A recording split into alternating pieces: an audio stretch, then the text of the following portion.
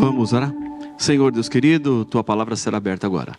Fala mais uma vez ao nosso coração e à nossa vida. Permanece, portanto, conosco nesse momento, é o que eu lhe peço em nome de Jesus. Amém. Vamos abrir a Bíblia, por gentileza? Salmo 14, verso 1. Este é o verso para a nossa reflexão desta noite. Salmo 14 e o verso 1. E nós vamos considerar apenas a primeira parte. Aqui é um salmo de Davi, onde ele começa dizendo o seguinte, verso 1 do salmo número 14. Diz o insensato no seu coração. O que o insensato diz? Não há Deus. Até aqui. Por que pessoas chegam à conclusão de que Deus não existe? Por que para algumas pessoas conceber a ideia de um Deus criador que fez todas as coisas, que está acima deste mundo, parece algo praticamente impossível ou improvável? Dizer que Deus não existe para o salmista é uma insensatez. Eu gosto de pensar que todos nós, seres humanos, temos um vazio dentro do coração. E esse vazio eu chamo de espaço do Criador. Deus nos fez e nos deixou com este vazio interior, que só pode ser preenchido pela presença do próprio Criador. E quando as pessoas tentam preencher esse vazio com qualquer outra coisa, no final se descobrirão tão vazias ou mais do que antes, porque nada pode suprir esta parte. Não dá para colocar uma garrafa, não dá para colocar um prazer, não dá para colocar uma noitada, não dá para colocar uma filosofia, não dá para colocar qualquer coisa para dar sentido à vida, senão a presença do próprio Deus.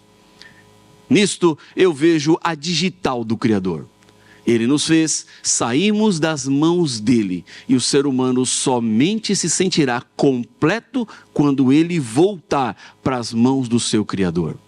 Então, dizer que Deus não existe não é algo natural, não é algo normal, não é algo comum.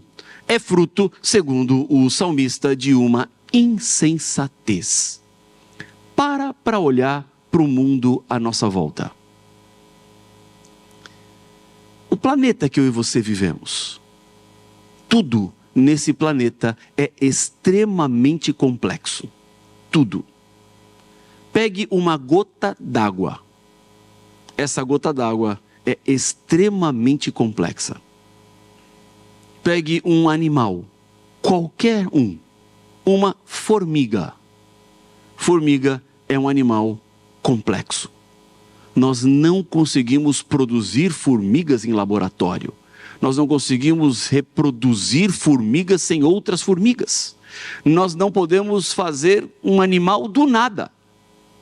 Sempre é preciso algo para a produção deste animal, desta vida, porque há um nível de complexidade gigantesco no mundo à nossa volta.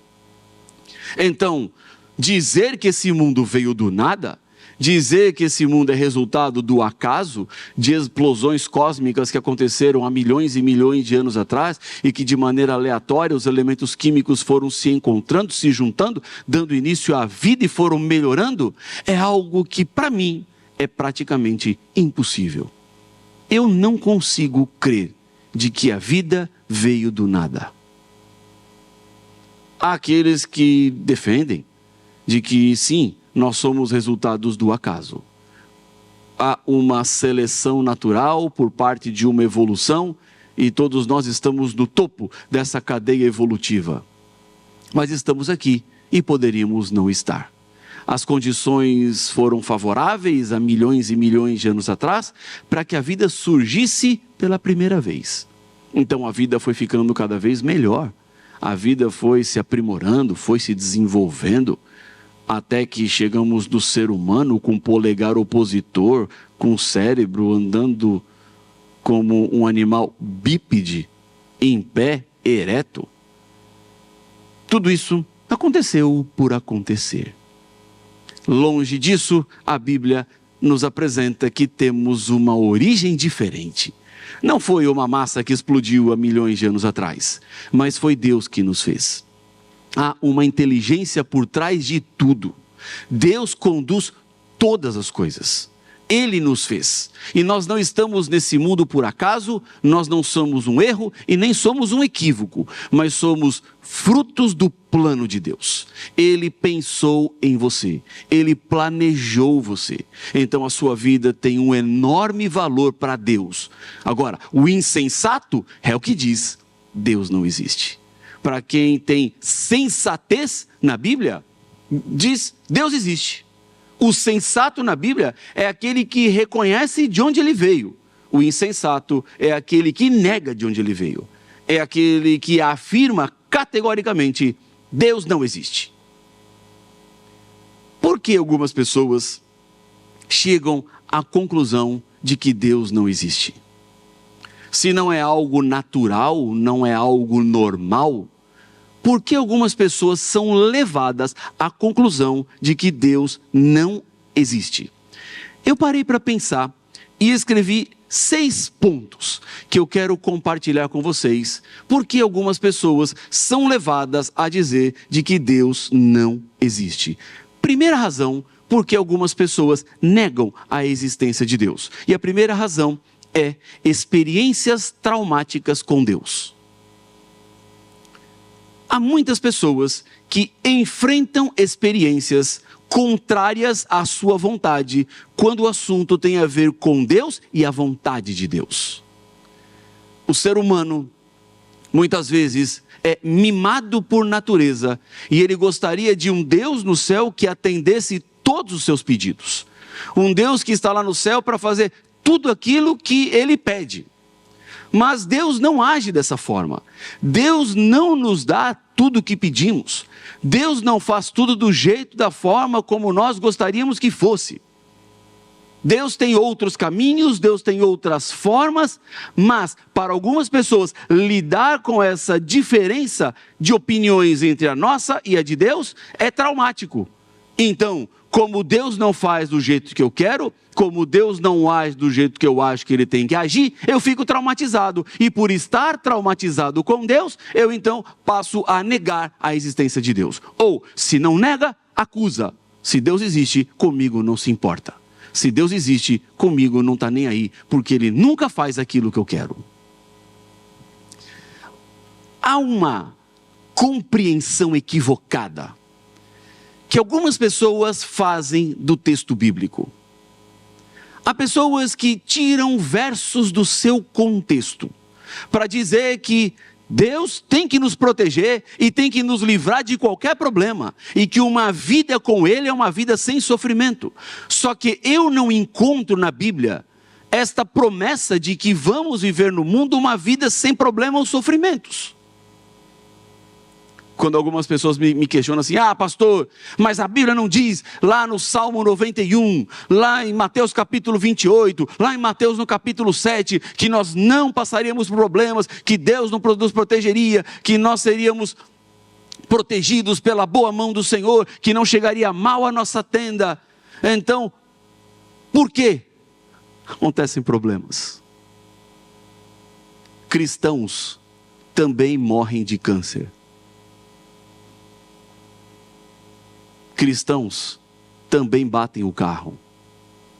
Cristãos também são mandados embora do trabalho. O cristão passa por dificuldades como todos. O cristão tem angústia.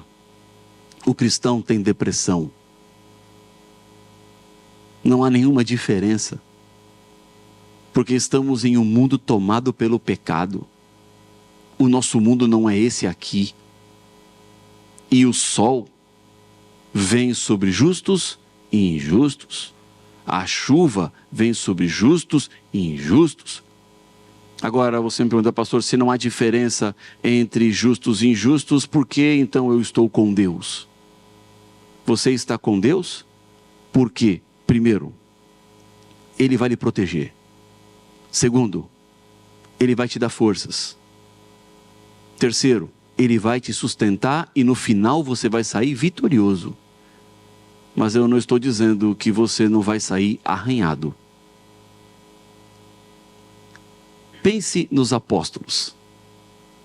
Homens dedicados que deixaram tudo para seguir a Jesus. A maioria deles teve morte violenta. Um morreu crucificado de cabeça para baixo, outro decapitado. E que tipo de sofrimento seria esse? Vamos pensar na história dos mártires. Aqueles que morreram em nome da fé.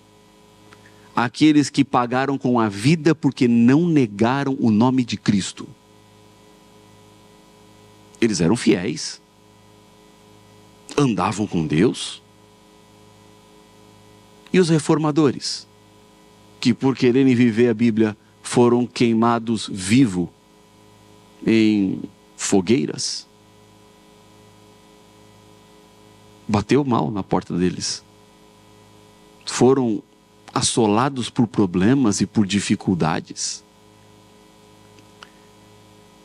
Para algumas pessoas, se torna traumático essa questão. Porque elas estão esperando um Deus que vai nos livrar de qualquer problema e qualquer dificuldade e que eu nunca vou chorar. Um Deus que vai me livrar de qualquer sofrimento e que minha vida vai ser uma vida sem nenhum espinho. Só que essa promessa não é promessa bíblica. E às vezes aqueles que me questionam, falam, não, pastor, mas está na Bíblia lá que Deus vai nos proteger. Então, eu tenho que ser protegido desse mundo e nada de mal vai acontecer comigo. É uma ilusão. Porque se você acha que uma vida no mundo tem que ser uma vida sem problema porque Deus está contigo, das duas uma. Ou Deus mentiu ou ele falhou. Ou ele mentiu porque nós temos problemas. Ou ele falhou porque ele não está sendo suficiente para nos livrar dos problemas. Mas Deus não falha. E Deus nem mente. É o ser humano que interpreta de maneira equivocada. É o ser humano que coloca algumas percepções da sua maneira, não daquilo que Deus diz. Por exemplo, eu gosto de separar os pedidos que nós fazemos a Deus em duas naturezas diferentes. E para esses pedidos de naturezas diferentes, a resposta de Deus também será diferente. Então, eu não posso encarar os pedidos que eu faço para Deus como se todos pertencessem a uma mesma categoria, porque os pedidos que eu faço, eles não são todos da mesma categoria. Quais são as duas categorias que existem? Bom, eu vou chamar de categoria espiritual e categoria temporal. Espiritual é tudo aquilo que tem a ver com a sua salvação e eternidade. E aos pedidos de natureza espiritual, Deus sempre vai dizer o quê? Sim, sempre.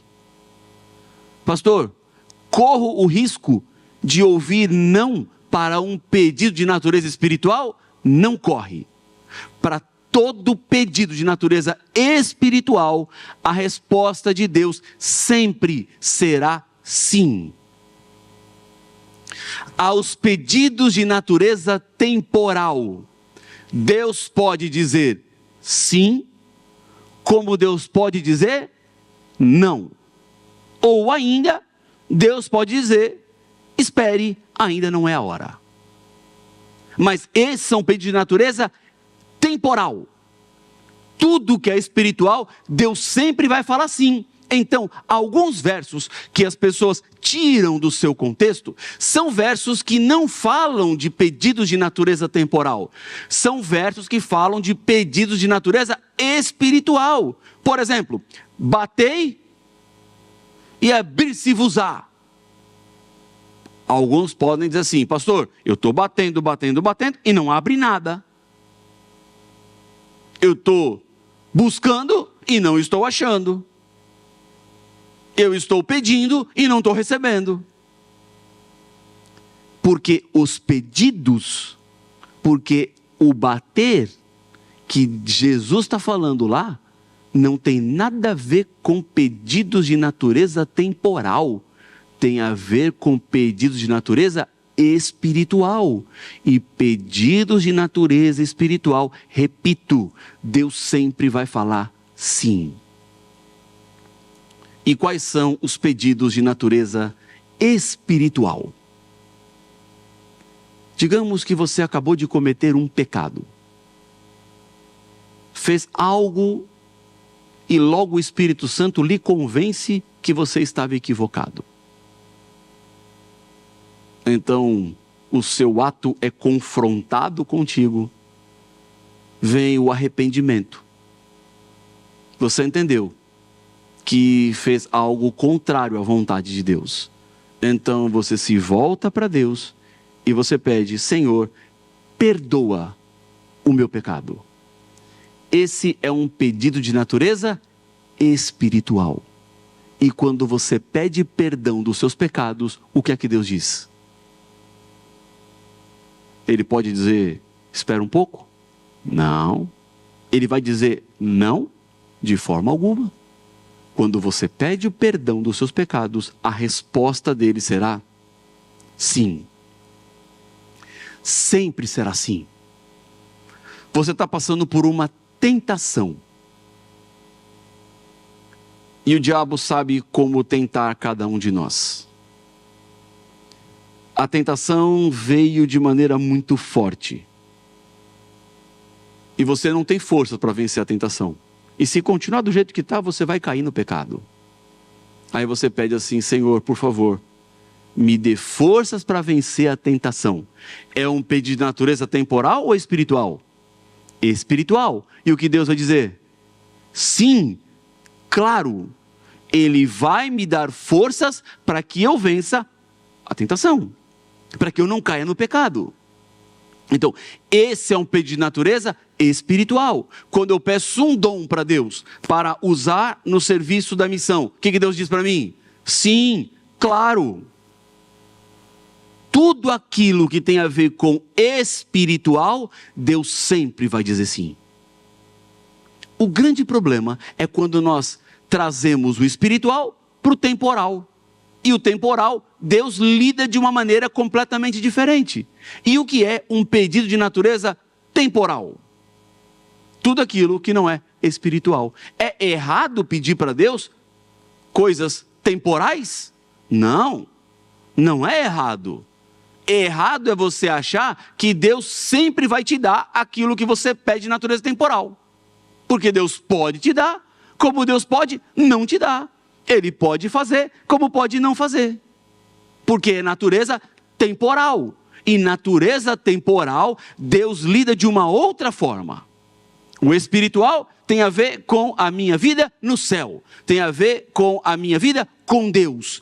E o temporal tem a ver com a minha vida aqui nesse mundo. Que também se relaciona com Deus, mas ela é separado. E o que é um pedido de natureza temporal? Por exemplo, um emprego novo. Ah, Senhor, eu quero emprego, eu estou batendo para abrir, eu estou pedindo, eu estou clamando, por favor, dê o emprego. E o emprego não vem. E por que não veio? Porque Deus disse não. Porque não era a melhor resposta que ele tinha para dar. E é um pedido de natureza temporal. Eu posso achar que esse emprego seria uma bênção na minha vida. Mas Deus, que enxerga de uma outra perspectiva, pode dizer assim: Rafael, o que você acha que é bom para você hoje, amanhã vai ser uma maldição na sua vida. Esse emprego que você acha que é maravilhoso para você, amanhã vai te tirar do céu. E eu não quero ver você fora do céu. Então, esse emprego que não é bom para você, eu não vou te dar. Mas Senhor, eu quero, é bom. Eu gosto desse emprego, vai ser o meu sonho. E Deus fala assim: não. Você não vê o que eu vejo. Você não sabe o que eu sei. Então a resposta é não. É aqui que algumas pessoas alimentam uma frustração no seu relacionamento com Deus e chegam a ser como insensato, dizendo: Deus não existe. Porque Ele não fez o que eu queria. Porque Ele não me deu aquilo que eu pedi. Porque Ele não agiu da forma como eu imaginava que Ele deveria agir. É um pedido de natureza temporal. Quer mais? Quando eu peço para Deus curar uma pessoa que está doente, esse é um pedido de natureza espiritual ou temporal? Também é um pedido de natureza temporal. Curar alguém não é pedido de natureza espiritual. Se é um pedido de natureza temporal, Deus pode curar, como Deus pode não curar. E por que não cura, pastor? Se Ele quer o bem de todas as pessoas. Exatamente por isso, porque não curar, naquele contexto, naquela situação, era a melhor resposta que Deus tinha. Entre ver uma pessoa vivendo um pouco mais aqui na terra e fora do céu, ou vivendo menos dentro do céu, não tenha dúvidas qual será a escolha de Deus. Que me vale viver mais 10 anos perdido, se hoje eu posso descansar salvo? Na perspectiva humana, nós achamos que os 10 anos seria uma vantagem. Mas na perspectiva divina, os 10 anos seria prejuízo. 10 anos seria postergar uma vida para terminar na perdição. Então isso não adianta, não vale para nada. Pedidos de natureza temporal, Deus pode dizer sim, como Deus pode dizer não. Eu tenho algo comigo. Se nós soubéssemos aquilo que Deus sabe, nós concordaríamos com Ele. Se eu soubesse aquilo que Deus sabe, eu concordaria em tudo com Ele. Porque Ele sempre faz o que é melhor. Ele sempre decidirá por aquilo que é melhor. Eu posso pedir para Deus as bênçãos temporais. E eu peço. Eu tenho uma agenda de oração. Eu faço essa agenda de oração desde 1997. Muitos anos. Eu escrevo as minhas orações todos os dias. No final do dia, eu converso com Deus no papel. Porque eu descobri que se eu não escrevo minha oração à noite, eu disperso. E para eu não me dispersar, eu escrevo. Eu tenho inúmeras agendas e cadernos em casa com as minhas orações, desde a época que eu era aluno de teologia. Foi quando eu comecei, no meu primeiro ano. Tenho os meus pedidos todos lá. Eu pedia pela minha esposa antes de conhecê-la. Já escrevia lá, Senhor, abençoa a minha futura esposa onde ela estiver nesse momento. E ela recebia a bênção sem saber, e eu nem sabia que ela existia. Mas já orava por ela. E nos meus caderninhos de oração, tem vários pedidos de natureza temporal. E Deus me deu alguns. Deus me concedeu alguns desses pedidos. Mas outros, Deus não me concedeu. E eu não tenho crise com isso. Eu não tenho raiva de Deus por isso. Eu não tenho qualquer sentimento ruim com Deus porque Ele não fez aquilo que eu queria. Porque eu pedi de natureza temporal. E natureza temporal, Deus pode dizer não. E está tudo bem. O que não pode acontecer é você achar que Deus sempre tem que dizer sim. Porque Deus nem sempre vai dizer sim. Na infinita sabedoria, há pedidos que nós fazemos que não são bons. E Deus, reconhecendo que não é bom para você, não vai te dar aquilo que é ruim. É como você chegar em casa hoje e uma criança de 2 anos pedir para você para brincar com a faca. O que é que você vai fazer? Não. Criança de 2 anos não brinca com faca. Não tem maturidade. Não tem experiência. Não tem condições. 2 anos não sabe manejar faca. A criança pode chorar porque ela queria brincar com a faca. Mas você sabe que a faca pode ser danosa. A faca pode machucar, ou a faca pode até matar. Então, criança de 2 anos não brinca com faca. A analogia serve para nós. Muitas vezes pedimos facas para Deus. E Deus olha para mim, que sou uma criança de 2 anos diante dele, e fala assim: Rafael, faca para você não dá. Faca para você é perigoso. Não, Senhor, mas eu quero. Não, Rafael, não vai ter faca. Eu posso chorar. Eu posso rodopiar no chão. Que Deus não vai me dar faca. Como você não vai dar faca para uma criança porque ela está gritando, esperneando no chão. Faca, não. Pedido de natureza temporal, Deus pode dizer não.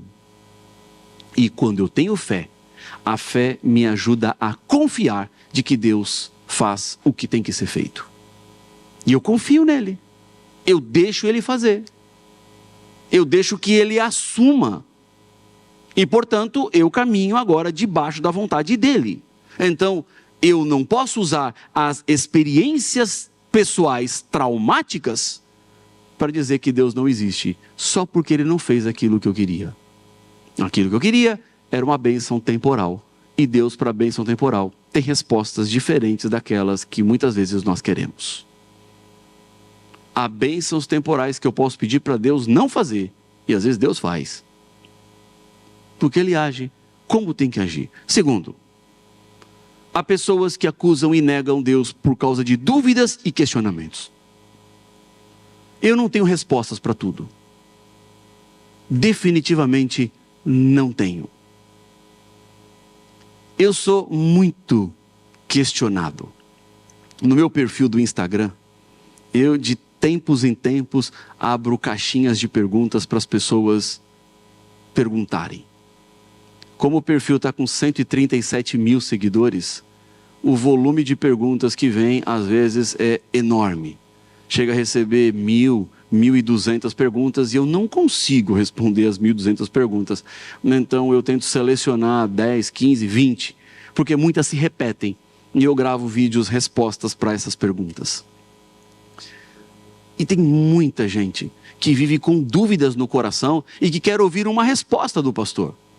E eu confesso a vocês que para algumas perguntas eu já achei respostas. Para outras perguntas eu não achei respostas. E como eu não tenho resposta, a gente segue pela fé. Porque, pastor, o meu filho morreu naquele acidente?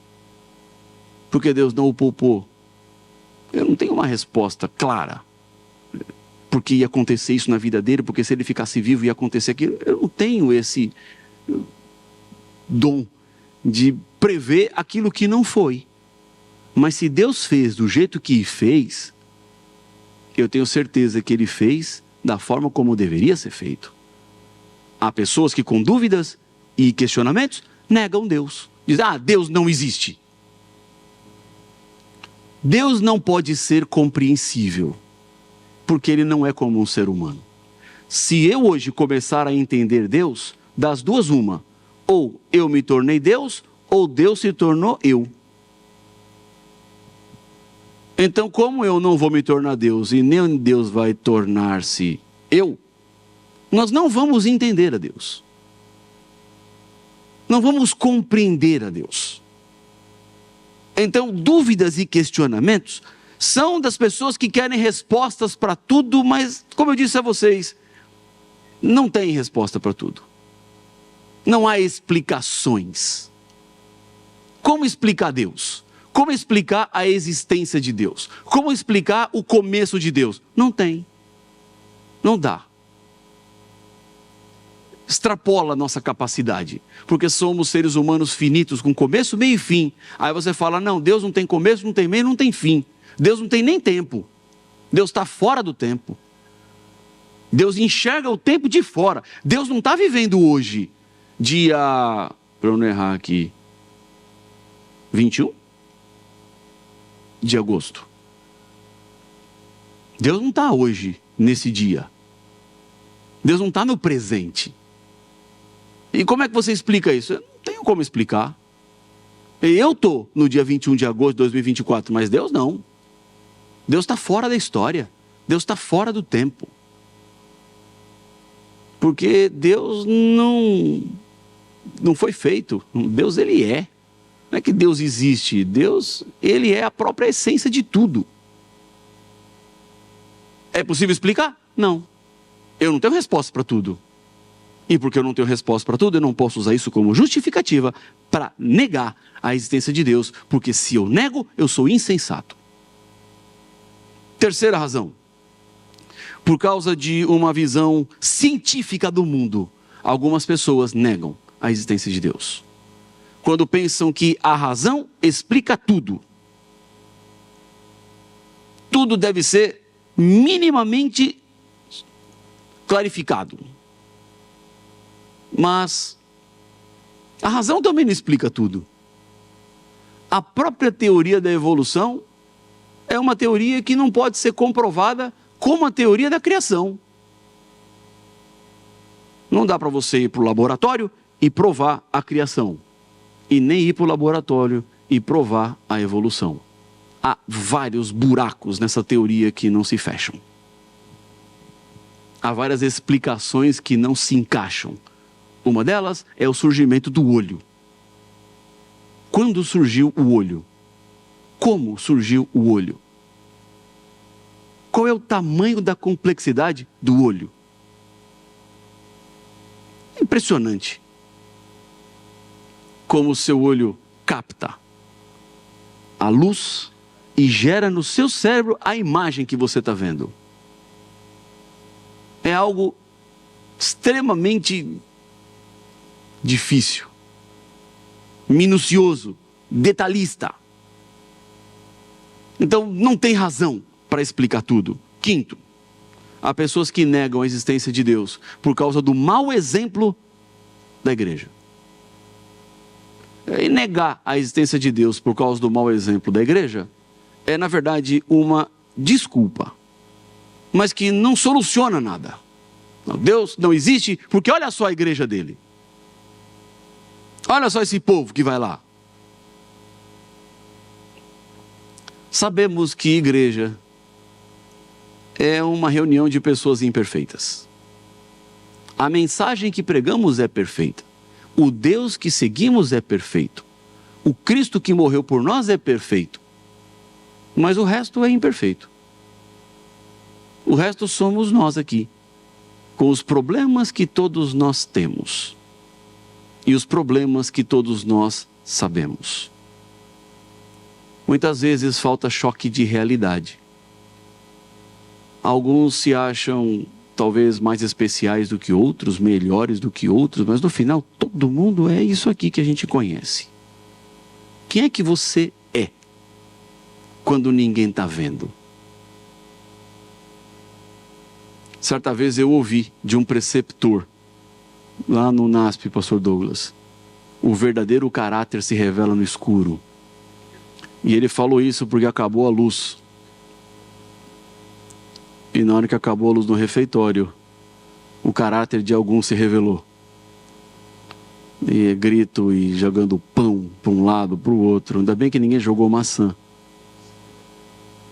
Foi poucos segundos sem luz, mas foi suficiente para fazer uma lambança. E aí ele pegou o microfone no culto e falou assim: eu vi acontecer hoje lá no refeitório. O verdadeiro caráter se revela no escuro. É quando apaga a luz que você mostra quem você realmente é. Eu não estou criticando o tacar o pão, porque é coisa de adolescente e de bagunça. Mas a frase ela é profundamente válida. O verdadeiro caráter se revela no escuro. Quando ninguém vê quem é você. Quando ninguém está olhando para a tela do seu celular, onde é que você entra? Quando você está sozinho no seu trabalho, o que é que você faz? O que é que você fala? O que é que você pensa? Quem é você de verdade? Qual é a sua verdade? Será que a sua esposa conhece você de fato? Ou será que seu esposo conhece você de fato? Ou existem coisas que estão guardadas, nebulosas na sua vida? Ou há particularidades que você não revela nem para quem está perto de você? Se somos assim, pessoas imperfeitas, não podemos pensar que a igreja vai ser um local de pessoas perfeitas. Existe até aquela máxima, né? Se um dia você encontrar uma igreja perfeita, por favor, não entre. Porque quando você entrar, ela vai deixar de ser perfeita. É a sua chegada e vai estragar tudo. Porque essa igreja de pessoas perfeitas não é uma igreja de seres humanos. E se você entrar lá, você vai tumultuar. Então, por favor, não use desculpa por causa do mau exemplo dos outros para dizer que Deus não existe. É uma tragédia isso, eu sei. Mas estamos nesse mundo e a imperfeição vai nos acompanhar, embora nós queiramos a perfeição, estejamos buscando viver de maneira correta, mas nem sempre vamos alcançar. Então é levantar, pedir perdão e seguir. Quinto, muitas pessoas negam a existência de Deus por causa de uma pluralidade de fé, onde Deus se acomoda a mim. Vou explicar. Há muitas pessoas que estão adorando um Deus que não existe, ainda que possam dar o nome de Jesus para esse Deus. Mas é um Jesus que não tem nada a ver com o Jesus da Bíblia. É um Jesus que está só na cabeça dela. É um Jesus que ela idealizou. É um Jesus que ela formatou. E ela começa a seguir a esse Jesus. E esse Jesus é o Jesus dela. Não é o Jesus da Bíblia. Por quê? Porque as pessoas querem um Deus que se acomode a elas. Um Deus que se adapte a elas. Um Deus que seja do tamanho delas. Um Deus que supra as necessidades dela. Mas o caminho aqui é o contrário. Não é Deus que se acomoda a mim, sou eu que me acomodo a Deus. Não é Deus que se adapta para me atender, sou eu que me adapto para o servir. A mudança não está nele, a mudança está em mim. Eu já ouvi pessoas dizerem assim: Deus criou muitas igrejas para você escolher aquela que você mais gosta. Seria isso uma verdade? Seria essa a razão pela qual existem muitas igrejas? Porque Deus então oferece às pessoas oportunidades para que elas escolham algo que seja bom para aquilo que elas gostariam? Mais uma vez, o ser humano se coloca no centro de tudo. O ser humano se coloca como o principal. Deus não é o principal, o principal sou eu. Então, como eu sou o principal, existem muitas igrejas. E eu escolherei aquela que melhor se encaixa com as minhas expectativas. Com a forma como eu quero viver. Então eu escolho a igreja, ela que se adapte a mim, ela que se acomode a mim, porque eu continuarei vivendo do jeito que eu acho que tenho que viver. E por causa disso, dessa pluralidade de fé, a gente dizendo, Deus não existe. Porque se existisse, não tinha esse monte de igreja por aí. Porque se existisse, não teria esse monte de interpretação da Bíblia que tem por aí. Cada um acha uma coisa, cada um ensina uma coisa. Então, Deus não existe. No meio dessa confusão, Deus não está, dizem alguns. Mas isso também não é desculpa. Porque o que nós mais precisamos hoje é voltar os nossos olhos para a Bíblia, para a palavra, no estudo profundo, para ouvir a voz dele e saber o que ele quer ou o que ele espera de nós. E vou para a última razão, porque já está ficando tarde.